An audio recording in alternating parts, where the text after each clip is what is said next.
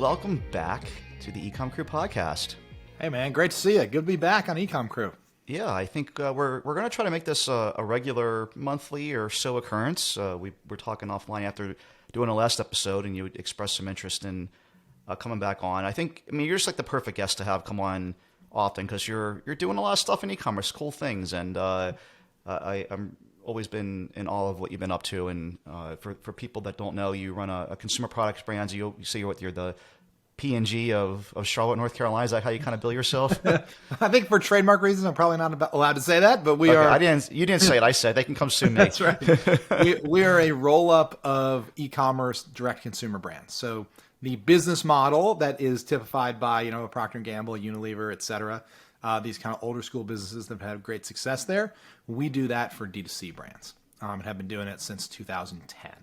Yeah, and I think that the thing that makes you a great guest is it's not just one brand. There's a lot of different things going on. You see struggles in one brand that might help the other brand, and so it kind of just makes you again a great guest. And I think the thing that we want to talk about today is really applicable, and the reason I wanted you to come talk about this, which is just basically logistic struggles in 2021, especially the back half now that we're in, and you can see the things lining up that are going to be a struggle. And we've done several podcasts about this already, or at least a couple, Dave and I feel like we're just kind of bitching and crying and whining when we talk about it. And so I think that it's good to just repeatedly hear other people having the same problems, because when you're having a problem that you feel like you can't control, sometimes it feels like the world's against you and it's only happening to you. And I think in this case, it's important to understand that this is industry wide. It's not just you. But also you have some creative things to be thinking about, like to make it at least a little more palatable. It's not going to be, the funnest Q4 ever, but I think that there's some things you can be thinking about in, late September, early October of 2021 that can help your November and December. Yeah. So I think all of our listeners here on Ecom Crew are in e-commerce, so probably feeling this acutely. There's kind of the global logistics supply chain disaster that has been the last 18 months, kind of since COVID, with shutdowns all around the world. And now containers, ports backed up in Port LA for days and weeks and months. There's all kinds of disaster in the supply chain, and people are feeling it kind of on two sides. There's on the B2B side, bringing in containers and trucks and everything from China or even from domestic or European or North American manufacturers, just the backup on kind of the B2B freight side. But then also on the B2C product, parcel shipping side, we have just been seeing some really bad performance levels. We work with all the major carriers, Postal Service, FedEx, UPS, dabbled a little bit. We don't do a ton with DHL, but we're actively trying to expand there. And man, everybody's hurting. It's funny because the average consumer is just like completely unaware of any of this. They were expecting their same 2-day shipping and there'd be no delays. The business we just bought, I haven't actually told you the story, but FedEx was late delivering a package across the country from North Carolina to California. Not surprisingly, there was just a hurricane, there's fires. Like FedEx is like, just struggling right now with getting things on time. This guy's product was like 3 or 4 days late, and he left us a review of his middle finger. He's like, don't order from this company if you expect your stuff to show up on time. It's like, dude, we sent your tracking number out like 2 hours after you placed the order. Are you just completely living under a rock? So you're dealing with that struggle as well. I mean, like the average person's just been auto-tuned to like, my package is going to show up in 2 days, and anything less than that performance now is a fail. Well, it's brutal because it's not like I could even accept if they're used to the package gets here in 2 days. But the miscalibration is if it doesn't, it's the fault of the person who shipped it. Right. Not the person who actually is bringing it to your house, which you would think is obvious. Right. And to bring it to your house for free, most likely, because, there's basically free shipping in e-commerce. Right. So it's like the service that I got for free isn't performing to the expectations that I had. Which is brutal. I mean, the brand Amazon pays the price, right? Yeah, absolutely. Always. That was the funniest part of the review. And I wanted to it could show you how mature I've gotten. I didn't even respond to the guy because Mike Jackness from 10 years ago would have wrote the guy like a 2-page email telling him what an idiot he was and trying to make him change his mind and understand the way that the world works. But I was like, you know what? I'm going to just, I'll let Kim take care of that and I'll move on and not take it personally. Good for you. That you've become so wise, Mike. In Yeah, your I'm growing up. I'm growing up, man. Yep. All right, so let's start with the the first part you talked about, which is just the B2B, the global logistics stuff. I'm curious, as an operation that imports a bunch of stuff, and I know you make things domestically as well, but how are you handling the increased timelines, the additional costs, and the unpredictability of everything? Those are like the three kind of things that I'm seeing that I'm struggling with. How are you dealing with those three things specifically? Yeah. So if you kind of break them down, right, you order stuff, it's going to take a lot longer to get here, and it's going to be more expensive to get it here, and it's going to be unpredictable when it arrives. So if you kind of break those down, right, we'll take the simplest one, cost. So, kind of anecdotally, I've been talking to folks, and, a container from Shenzhen to, West Coast used to be $4,000 ish. I've heard of people paying $25,000.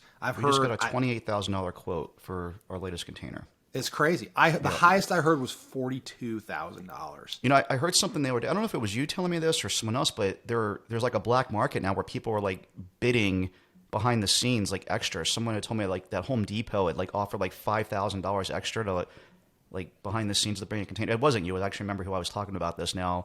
Our shipping guy was like, yeah, we're getting like crazy offers to just like boot someone else out of their booking slot, their sailing date. It's like bribes crazy. Is the word you're looking for. That was the word I was looking for. Yeah, I was trying to think of a nicer way to put it, but yeah. But I mean, the costs are crazy. Let's just use the 25K number that you're using. I didn't mean to throw you off track there, but it's I'm still trying to get my head around it. I mean, it's something that we just never have experienced, right? Yep. I mean, so that's the first thing, right? Your costs are up. You only have two choices. Choice one, eat it. Choice two, raise prices. Right? I mean, I mean that seems obvious, but sometimes people got to hear someone say it. Like those are your two choices. We've pretty much across the board been eating it. We tried to raise prices.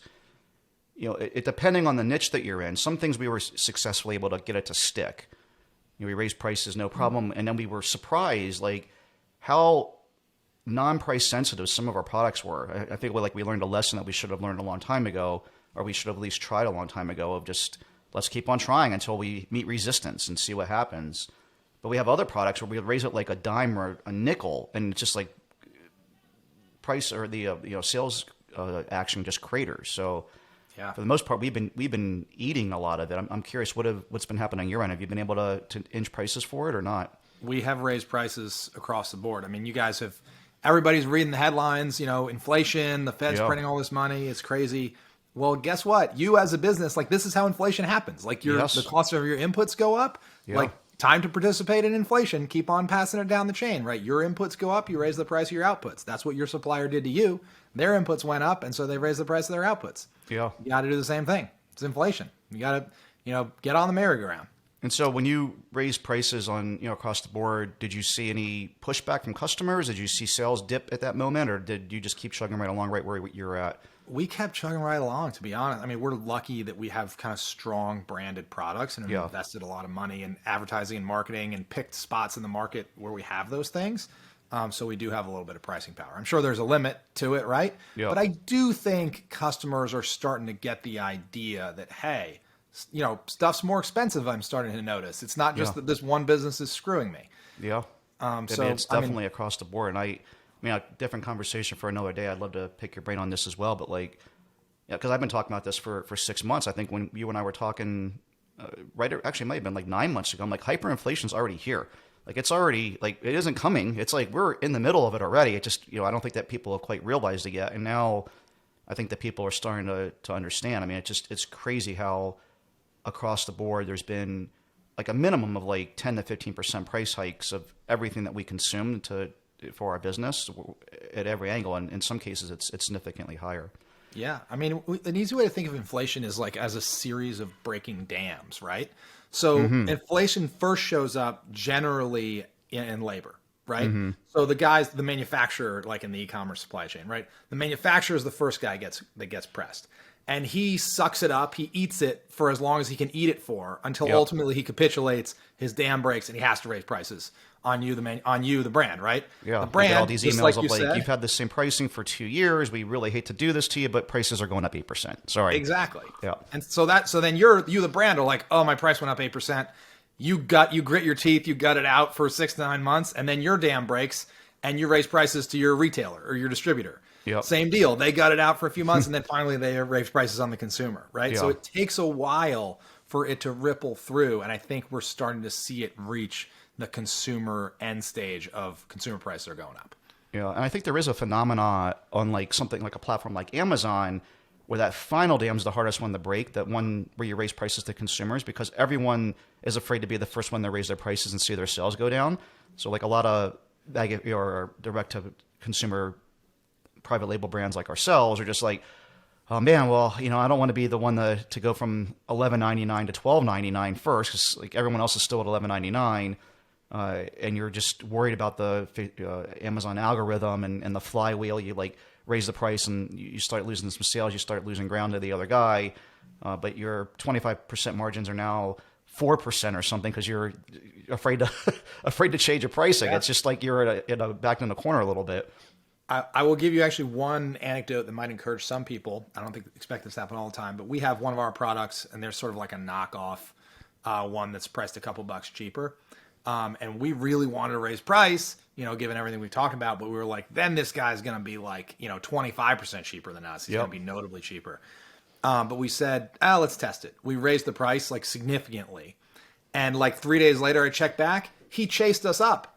And we were like, hallelujah, right? Like, this is great. So he's right where he was, a couple bucks below us, but both of our prices high. Like inflation's successful, right? Yeah. Right?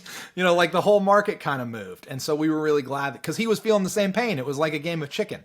Yeah. So we went up. He goes, oh, thank God I can go up too. And he did within days. It reminds me of when I was a very young adult. One of my first jobs was doing accounting for a series of gas stations that this guy that I ended up knowing owned. And it reminds me of like gas stations on opposing corners where like you're trying to, and so the guy across the street from this particular gas station, this guy owned an Exxon, the guy across the street was a Sunoco, and the guy always wanted to be 1 penny below. And he would chase my guy's gas station either direction. He would go, if we went up, he would go up, but he would be 1 penny behind. He always wanted to be 1 penny behind. And like at one point, the owner of the gas station that I work for, literally had his gas down to a penny. He couldn't go to zero because like the machine wouldn't let it. But like they got in this fight, and it was on the local news, and there was like lines up and down Smoke Tree Road for like a mile for like people trying to come get petty gas because like these two millionaires are fighting each other on the price of their gas. And but it also, like I said, it worked in the other direction, which is a good lesson to learn. You'll be surprised. I mean, everybody wants to raise their price in this environment, right? Is really the lesson here. We're all feeling the same pain, so it's just like let's all kind of like flock together like a school of fish or birds or something. We see them in nature do it. We can do the same thing in e-commerce. Right. So if you're listening, raise your prices. We're all trying to raise our prices. Hey, you competitor that stole our ice pack ideas and have been competing against us for the last couple of years, I'm going to raise my price. You can do what you want here, but here we go. This is a good time for us all to make a little bit of money. That's right. So then the other two, we can bring it back to kind of the B2B logistics challenges we're having. The other two things that are happening are stuff's taking a lot longer to get here, right? And it's arriving in unpredictable timeframes, right? It's getting surprise delayed. So the antidote to that is more safety stock, right? Yep. Now the pain in the ass is that would have been nice to know a year ago. Right. Right. So you could have told me this yesterday, this information. Yeah. Right. So we could have bulked up. We did get lucky on the new business we purchased because I did have the foresight back in January. I was like, this seems like it could be a problem. And, we were in a situation where we had the cash. And again, we were lucky in the fact that our COGS are relatively cheap. It's like, the products are pretty cheap to hold on to and get. And so we just wrote a check basically for an extra $150,000, which I know sounds easy to just say out loud, and it's not a small amount of money, but effectively we've doubled our inventory. And so while a lot of people have been out of stock, we've been chugging right along. Now, unfortunately, no matter how hard we tried, there are some things now that we are struggling with in the moment, trying to get a hold of. But yeah, the rest of our brands, man, it would have been nice to kind of know this information Right. 6 months ago kind of thing. Right. But I mean, the antidote to long lead times is higher stock levels. I mean, it's just math. You know, if you're struggling to get stuff from your suppliers, if you used to get it in a month and now you get it in 6 months, you probably, I mean, very back of the envelope math, now need to carry 6 times as much inventory as you used to. Yeah. Right. Now I recognize that's not free. And I recognize it would have been great to know it last year, but you know, how's that proverb go, right? The best time to plant a tree was 20 years ago. The second best time is today. Yeah. You know, I don't know when this is going to resolve. So the best salve for your wound here is to put in a huge PO right now, even still. And then at least you'll be out of the woods in 6 months.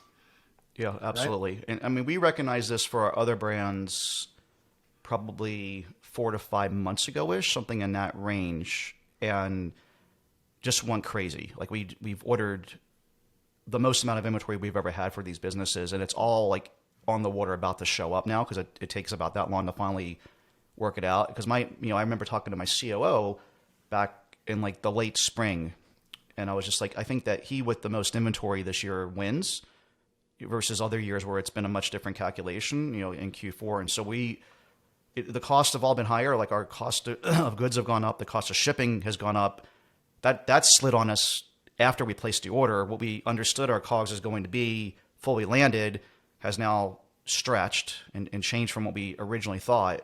But the inventory is on the way. I'm excited to see what happens. I think that we're going to see a lot of our competitors on Amazon just run out, and we'll be the only ones selling it. And if we can continue to be the only ones selling it, that could be like a huge windfall for us. But who knows how it's actually going to play out.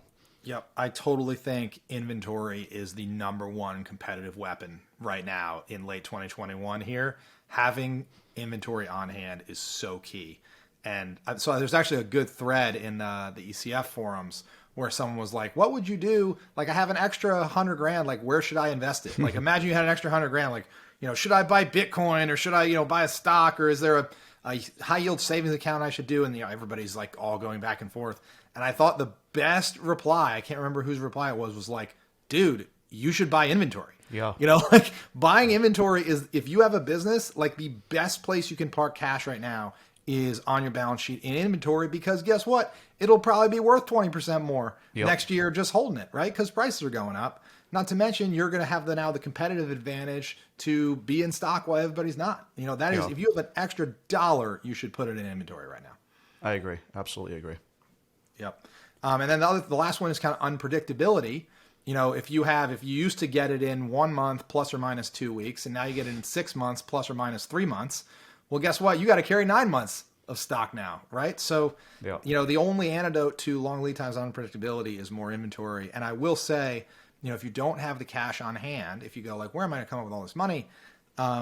You can borrow it. Go to a bank. Go to your local bank, like literally as simple as like the local. I mean, I don't know if I love Bank of America or Wells for this, but like, or Chase or any of the like the big banks, but like pick your second tier bank or even like a local credit union and go in there and go, hi, I want to talk about a line of credit.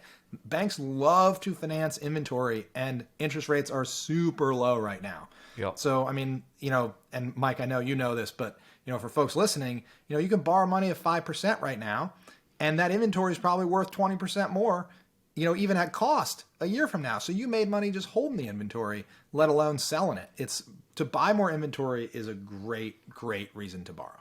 Yeah. And if you have a good business that you've been running for multiple years, no matter what, you're going to sell the inventory. It's not like you're buying, a sack of rocks that you can't get rid of later. I mean, not a Ferrari or something, right? It's going to depreciate. It's not like you're buying Bitcoin where you can't get rid of it later, maybe. Right. But it's worth nothing in the end. It's worth nothing, and maybe we'll see what happens. But now, those of you who are listening that have a business that's less than 2 years old, it is really hard to go to your bank. I do recommend just making the 3 or 4 clicks it takes to just borrow the money from Amazon. It's so easy, right? I mean, all of our brands have tons of money available for us to draw down, and we haven't taken it right now because we're still in a pretty good cash position ourselves. But if we needed the money, I would absolutely click the buttons and take it from Amazon. It's just super easy.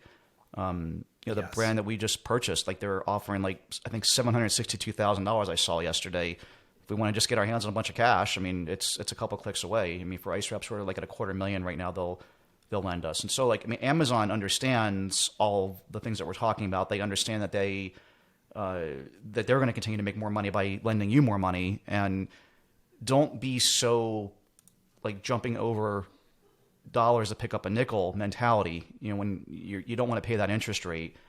Yeah, it's a 10% interest rate or whatever Amazon's going to charge you, but still you're making, like Bill was just saying, your inventory could appreciate 20%. The cost of shipping can continue to go up. You could be the only one that has inventory to sell. Think how much money you make when you sell a widget versus if you had no widgets at all, and what that does to your BSR and all the other things, like, you know, the downward pipeline of the butterfly effect of that. So take the money, get the inventory. It's a good investment. Mike Jackness, a reformed man, preaching the virtues of borrowing money to buy inventory. Never thought I'd hear the day. Yeah. I mean, it's I don't know. I mean, it's another whole conversation for another day. But just in general, you know, I grew up relatively poor, you know, lower middle class, didn't really have any money, got in a bunch of credit card debt when I was young. Because it's just, you know, my parents didn't teach me financial wisdom, and you know, it seems like free money. You know, you're just putting it on a credit card, and like I get to go do all these things and have all these things, and it was really freaking neat. And next thing you know, I had this like pile of debt. And when I had my first successful business, I was just like, first thing I did was like pay all that off. I paid off the car, paid off the credit cards, paid off the house, and just like had no debt, and really enjoyed living that way. But in e-commerce, you can't really live that way. You know, it's one thing when you're running an affiliate network and there's no cogs, but when you start stacking up $1 million of inventory, and you want to continue to go past there, you got to take on debt. You know, every major company does it. That's selling products. Like every major company, period. Even the largest ones, even Apple, like has bonds, has debt to like support the billions of dollars of products they have in their pipeline that hasn't. That's in accounts receivable hasn't been paid for yet. So, cool. So let's switch gears then and talk about B2C. Unless you had another thing you wanted to add real quick on the B2B side. No, let's get to B2C, because that's a whole world of pain also these days. Mm-hmm. And it's interesting because not a lot of people are talking about this yet. I don't know why. I mean, actually, I do know why. I think that humans are just kind of generally like, the problem isn't a problem until it's like on my doorstep. The media will start talking about this in November, early November. Guarantee it. Bookmark this episode. Yeah. All the headlines in November are going to be about how holiday shipping is going to be a disaster. Yeah, I agree. So does that drive people to the retail store to go buy it? If they can get the stock. Right. Right. I was going to say that afterwards, because they obviously have to, that's the B2B side. They have to be able to get the stock in the retail store. But like, you know, I think maybe at the end of the holiday season, people were back in their cars or in the mall, like desperate to like find the products. So people like me who always wait till the last second, aren't paying attention to the news maybe, and don't think about the fact that like I can't just order something on December 21st this year and have it. Maybe at the end of, that's where the holiday rush comes from there. But in the e-commerce world, I think you got to be planning for this now. It's another one of these things that you're going to be at someone else's whim. It's just frustrating. It's the thing that's out of your control. You can put the label, the tracking label on the package same day and have the FedEx guy come pick it up same day. What they do with it from there is completely out of your control. Yeah. I mean, all of the carriers. So we work with all the majors, Postal Service, FedEx, UPS. We don't do any DHL yet, but all the major carriers, they don't want your boxes this holiday. They are full. We spoke to DHL. They said, great, we'd love to talk to you. No new clients till 2022. They are full. FedEx has come back to us with surcharges out the wazoo. If you're a FedEx shipper, I don't know, Mike, you probably see them too. But FedEx, the surcharges that they kick in like right on Black Friday, right? Yep. The holiday surcharges for FedEx are like $3.50 a box. And that's surcharge on top of shipping. So it's like a 50% price hike or something, roughly, on FedEx. So they don't want your boxes, right? Postal Service, I think it's coming. We've been trying to move volume to Postal Service because of this.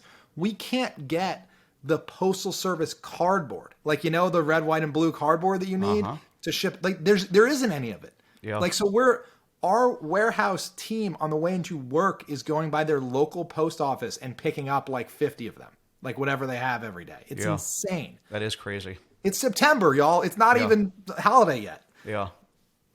It's bad.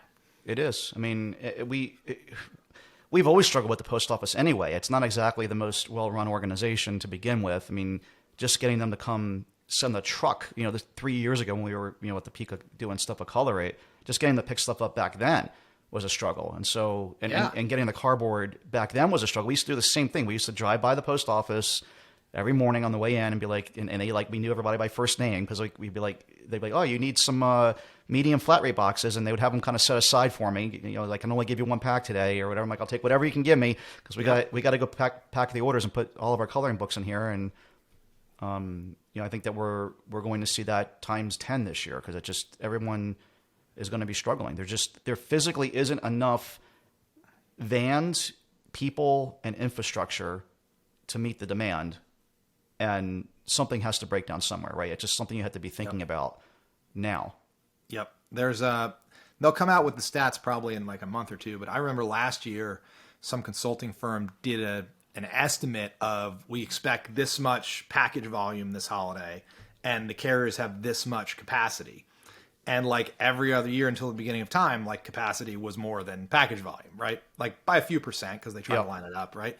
Last year, it was like packages were like 25% more than volume. So like that was 1 in 4 boxes without a truck, right? No way to get there. Yep. And I haven't seen the numbers for this year yet, but I bet it's going to be worse this year. So there are some things you can do to combat this. I mean, there's another trend that I can think of that maybe helps you here, which is that it seems like Christmas comes earlier and earlier every year. You think about when we were kids, like it would have been unheard of to see any type of Christmas commercial before Black Friday. Never. Like even the day before Black Friday, like it was like, people started running the ads like literally on Black Friday. It was like Thursday, you wake up and it was like all the Christmas ads. It wouldn't be like even Wednesday or Tuesday beforehand, like people being like, come check out it was like really that compressed. And it was like Thanksgiving Day through basically December 23rd or 24th in some cases. That was like when you got exposed to Christmas shopping.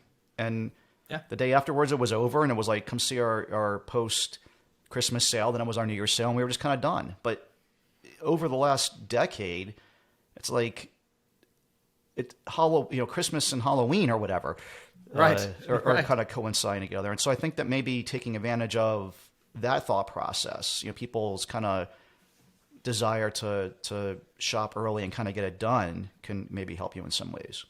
Yeah, I mean, if you are a D2C brand, you have got to find some way to move package volume out of that Cyber Monday to Christmas Day window.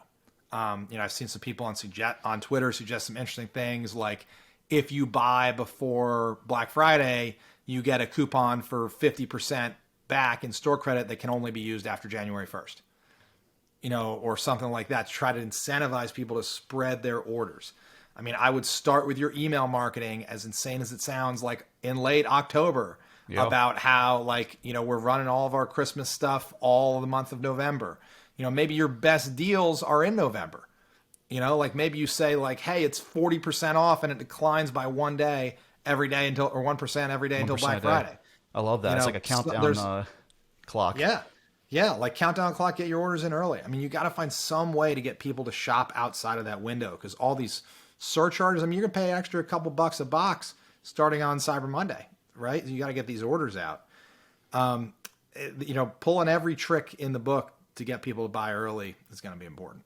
Yeah, I mean, if you think about, okay, first of all, like giving a 40% discount, that's something that you don't want to do as an e-commerce business, right? I mean, it's just one of these, you don't want to keep giving away margin, but I encourage you to think about the $3.50 you're going to spend anyway, like later in the year, and create a miserable customer experience during that time on top of it. So if you can get your mind out of giving up margin and having the bigger discount and doing it early and kind of, a lot of brands, or at least we used to think about this, we're just always worried about kind of like degrading our value or our prestige. You take a $25 coloring book and sell it all the time for $15. People just start to expect those discounts, and it just kind of lowers the value of your brand, et cetera, et cetera. But like, I think you got to kind of get your head out of that box a little bit. Again, think about these surcharges you're going to be paying someone else anyway, and having upset customers. I mean, we're already seeing it. I was just telling you before we hit record, the new business we just bought, like we had a review from someone who left us their middle finger. They took a picture of their middle finger and posted that like with stamp.io in our store because we're a horrible company because we didn't deliver on time. We shipped it on time. FedEx took an extra 4 or 5 days in the middle of a hurricane, in the middle of all the guys in San Jose, California, we're on the East Coast. You kind of expect there to be issues right now, but people just don't get it. And so if you can get ahead of the curve, start shipping holiday orders in late October, early November, avoid the $3.50 surcharge, avoid the peak shipping days, get some of your revenue captured early. It can help you also plan for more inventory purchases or just logistics and other things. When the inevitable rush does come, no matter how hard you try, there's still going to be a rush on Black Friday and right before Christmas when everybody's like trying to get stuff at the last minute. Oh yeah, I mean, even if brands are willing to eat the surcharges and everything, it's not going to get there, y'all, by Christmas. Right. Like we sat with our carriers already planning for Q4, and our initial date that we circled for holiday shipping, get there by Christmas cutoff, was December 4th. Nobody shops by December 4th, right? That's way too early. So like, I can't get my head around that. That's a frightening, insane number. I mean, what happens if someone like buys something on December 15th? I mean, it just doesn't get there. It's really not going to get there. It's just not. So like, I mean, customer service teams have got to be prepared for what are we going to do? Marketing teams have got to be prepared for, we can't make promises after, early December. It's going to be a mess. Like, it's coming down the pipe, bad brand experiences, stuff that does not get there by Christmas if it is ordered after December 4th. I mean, we're talking about, after December 4th, if you want it there by Christmas, it depends on what zip code you're in. It depends where it's coming from, and it depends on how much you're willing to pay for shipping. But kind of slow and free shipping after December 4th, it's not looking good. Yeah. I can see a lot of emails with headlines like, "We don't want to disappoint you." You get people, you try to figure out ways to get them to open up the email. Tagline or headlines like that. It's like, well, what does this mean? And they open up the email. It's like, look, we expect shipping to be nuts. Here's our best deals now. Like, go shop now. Totally. Whatever it might take to maybe try to sell gift cards because you can deliver those instantly. Right. You got to look for you got to look for ways to sell something that you don't have to ship. Yeah. I also think that maybe even putting up a blog post or a web page or something to direct people to about this, because it's going to probably come up over and over again, like a statement from the CEO or something about holiday shipping times, and just kind of preparing people to like send them to a page that has a well-crafted message, or maybe it's something that goes out through Help Scout or whatever email marketing system you're using, that just you've pre-worded it properly, so no matter how upset someone is, you kind of hopefully can settle them down and get them to realize that this isn't your fault. Yep. It's but there's always going to be a certain percentage of people, no matter what you do, that are going to blame you. Like, totally. You could try as hard as you want, but like, there's going to be some percentage of people that are like, you ruined my Christmas. Totally. Well, Mike, you're every time I'm with you, I think about email marketing, since you're Mr. Klaviyo, and flows and campaigns and all this stuff. The thing that bites a lot of brands is, we go all year and you make some assumptions in your post-purchase email marketing. Like 7 days after purchase, they're definitely going to have this thing, right? So you queue up an email that goes 7 days after purchase, and it asks for a review, or it asks, whether they like it. And you got to be careful, because this holiday, people are going to order. They're not going to, probably already, they're not going to have it. Yeah. And that's how you get 1 stars, right? That's because exactly you get 1 stars, with the thing I was just talking about. I mean, that automated campaign went out 7 days afterwards. I mean, that never happens. Priority mail gets there in 2 to 3 days. So 7 days later, let's send out that email. And that's exactly what happened here. The guy, it had been 7 days. He's like, I don't have my stuff. Here's the middle finger. Yep, exactly. So you got to, brands, it's amazing how much we assume is going to happen. We assume you hand a package to the guy and it gets there in X number of days, and you build everything around that. There's so much built around that expectation. Even auto replen, like people offer subscriptions, and it's like an every 30-day subscription. You could be shipping the box 1 week after the first box arrives. Yeah. So you got to rethink all this for kind of Q4 this year. We used an app called Aftership, which would ping back to Klaviyo and let you know when something was delivered. Might be something I'll really look into right now and invest in, because right now you can, instead of sending out that email on the assumed 7 days or whatever it might be, you can have it ping back to Klaviyo and let Klaviyo know, hey, the things arrived today, and then send out the email, and then wait the 7 days after that to send out the review request. So that's definitely a way to get around that. That's a great one. There's another cool one that we just started using called Wonderment, which does kind of the same thing, sucks in the actual delivery date, and will give you reports on like when your boxes are actually getting there. It can be kind of hard to say like, all right, I shipped 1,000 boxes. What percent of them got there in 3 days? Wonderment can help you do that, and it can help you proactively surface the customers who are, it's been 8 days and they haven't gotten it, so you can reach out to them before they leave you that 1-star. Cool, my friend. Any other final thoughts on this before we hit the sign off button? Nope.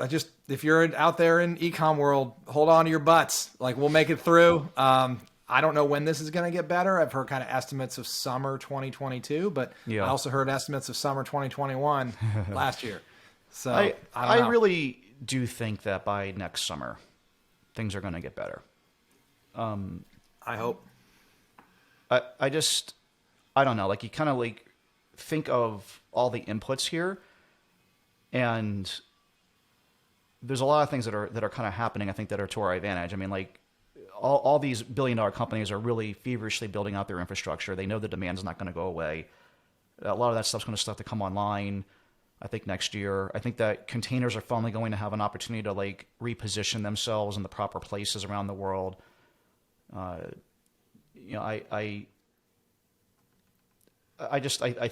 also just think that it just feels to me like that we're at our peak right now.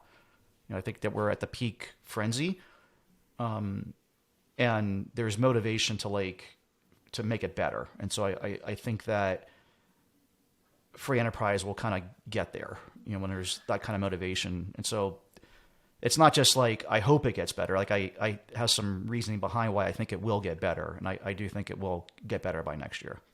I hope that also. I think the labor market's a big part of it, which is being actively distorted by some things, creating a shortage of workers. And I hope that will relieve itself. I mean, that's a big reason, talking to our FedEx folks, they can't get people to work in the fulfillment centers. They can't get drivers. I mean, they can't.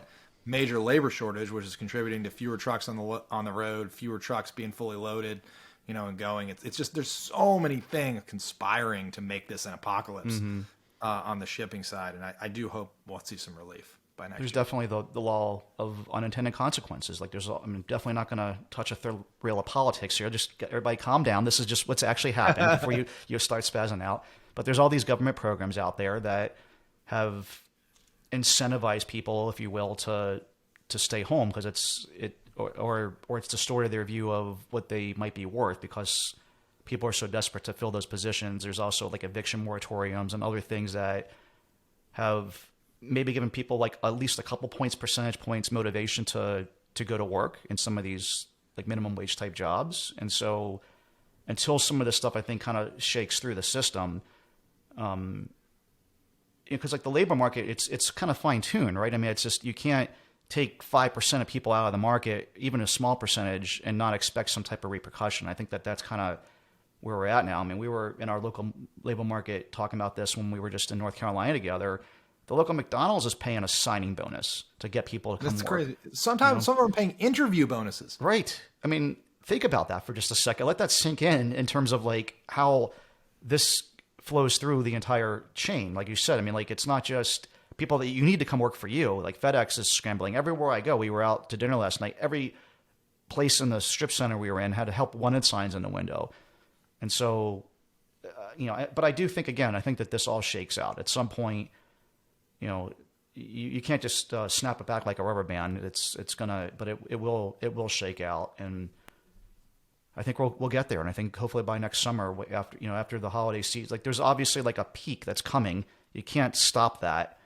Once you kind of get over that hump, we'll be on the other side of that peak and have an opportunity to hit the reset button. I hope so. We'll keep our fingers crossed. Fingers crossed. All right, my friend, we'll end there. Appreciate you coming on. We'll hopefully have you back next month talking about something more fun and interesting instead of gut-wrenching. But thank you for coming and doing it. Sure thing. See you next month. See you.